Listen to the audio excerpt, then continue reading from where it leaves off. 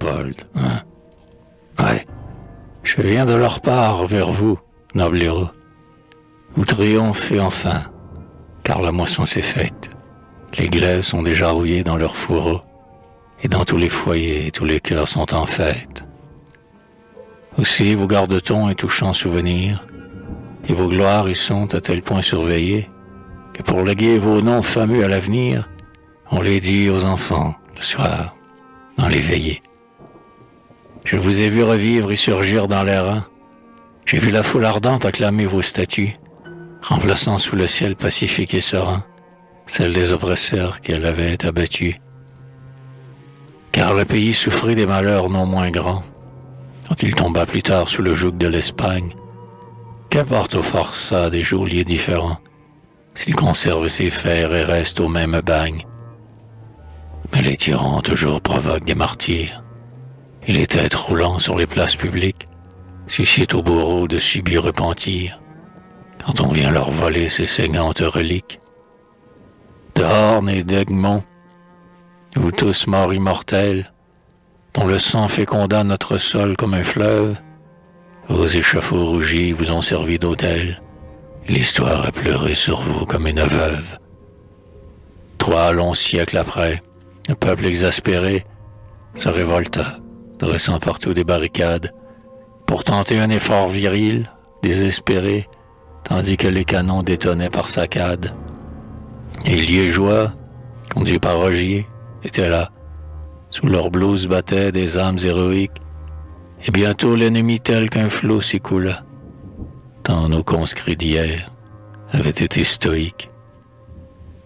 Dans le pays entier, tous s'étant soulevés, après 3 jours de sang, de lutte et de transe, la liberté naquit sur un tas de pavés, car tout enfantement se fait dans les souffrances. Alors, sous les éclairs d'un règne qui finit, le Congrès nous donna, comme un nouveau Moïse, les tables de la loi, ces tables de granit qui devaient nous régir dans la terre promise. Cette charte est pour nous presque un second soleil, fécondant comme lui la contrée où nous sommes, et tous deux font mûrir, sous leurs rayons vermeils, la moisson des hippies et la moisson des hommes. Que ne pouvez-vous voir tout ce peuple content, sous notre ciel du nord mélancolique et terne, et ces grandes cités créant et s'agitant, en pleine vie active, en plein progrès moderne. Là, Bruxelles, vers qui se tournent tous les yeux, fier sous ses bijoux et sa fine dentelle, qui montre avec orgueil ses boulevards joyeux, et ses palais sculptés, dignes de Praxitèle. Plus loin Anvers, debout sur ses nouveaux remparts, qui dans le ciel de l'art contemple ses étoiles, les vaisseaux de son port, venus de toutes parts, à tous les vents du monde ont fatigué leurs voiles.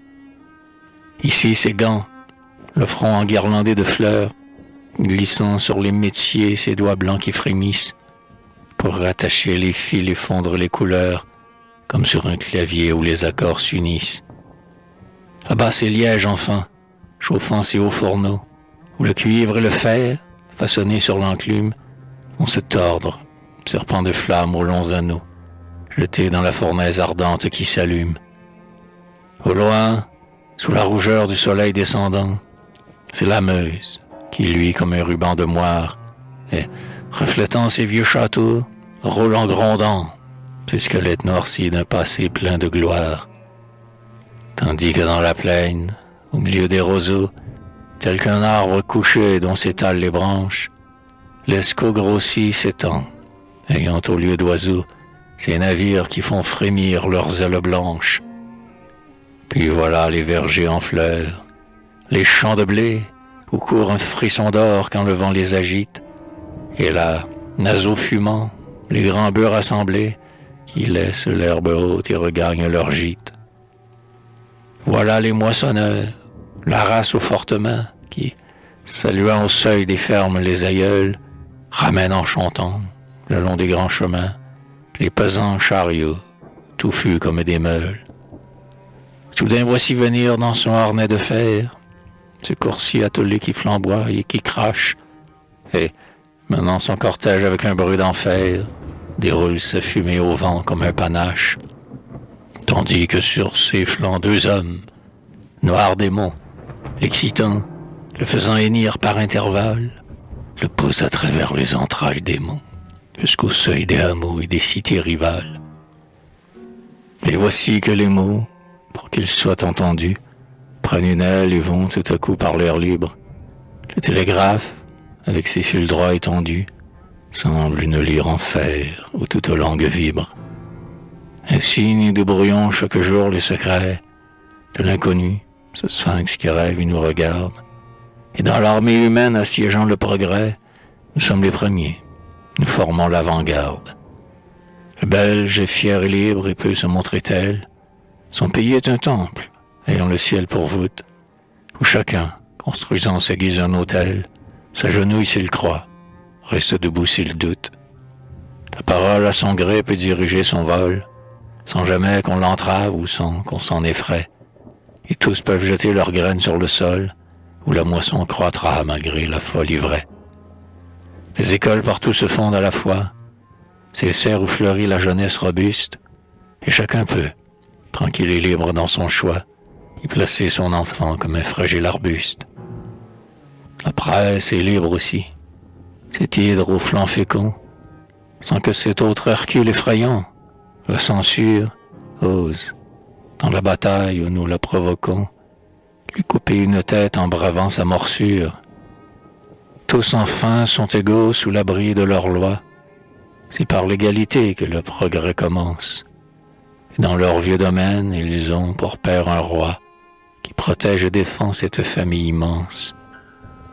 Ils vivent de la sorte, esclaves du devoir, non pas dans ce bonheur simple des patriarches, mais dans ce bonheur vrai que donne le savoir, en jetant sous le pont du progrès d'autres arches. Moi-même, j'ai vécu toujours au milieu d'eux, et tandis qu'embrasés comme au temps de Vésuve, les peuples se tordaient dans des spasmes hideux, la paix nous imprégnait de ces calmes effluves.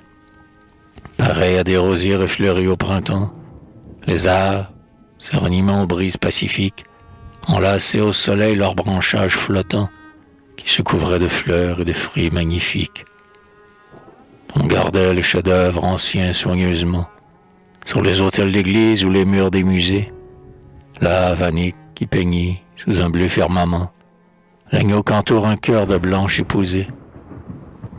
Là, Rubens, large fleuve emporpré, miroir clair, qui réfléchit des Christ portés par des Hercules, et des groupes fleuris de femmes dont la chair à la splendide éclat des rouges crépuscules. Là, Tenier, esquissant sous les chaînes touffues, les kermesses de Flandre autour des tables peintes, avec leur bruit, leur danse et leur refrain confus, et la bière qui coule en moussant dans les pintes. On groupait les tableaux de ces peintres fameux, comme dans un manoir les portraits des ancêtres, pour que ceux d'aujourd'hui puissent encore comme eux illustrer la lignée en s'inspirant des maîtres. Galais, fouillant alors dans notre histoire en sang, on s'en trouverait pour lui le tragique ossuaire, ressuscitait nos vieux martyrs, en remplaçant par des manteaux de pourpre ardente leur suaire. L'aise, épris d'archaïsme, affinait ses pinceaux, et du grand Moyen-Âge, évoquant les coutumes, peignait ducs et varlets, et bourgeois et vassaux, sertis dans la monture exquise des costumes. Wiertz vivait dans un ciel mystique et réchauffant, pour mieux y dérouler ses vastes épopées, où les guerriers troyens et le Christ triomphant brillaient sous les éclairs des croix et des épées. Gif et Franquin taillaient leurs marbres éclatants, où souriait l'amour dans sa grâce plastique. Ton grand musicien, Fétis, Guerre, vieux temps, par la plume au l'arche honorait la musique. Des poètes aussi chantaient comme un écho. Van Hassel préludait sur sa lyre avec grâce, d'une main réchauffée à la main de Hugo, et Mathieu ciselait des odes comme Horace. Là de Gun gémissait sur les 3 villes sœurs. Conscience avait fait des Flandres son domaine, et nos historiens, nos savants, nos penseurs fécondaient tous les champs de la pensée humaine. Oh, la contrée heureuse et le charmant pays, grand par le cœur, malgré ses étroites frontières, où le peuple est docile et les chefs obéis, et pour qui s'attrister n'a que ses cimetières. Quel entrain, quel transport, lorsque ce peuple vient, fleurir et pavoiser la plus humble masure, éprouvé par ces fiers élans qu'il se souvient, et qu'à celui qui donne il rend avec usure.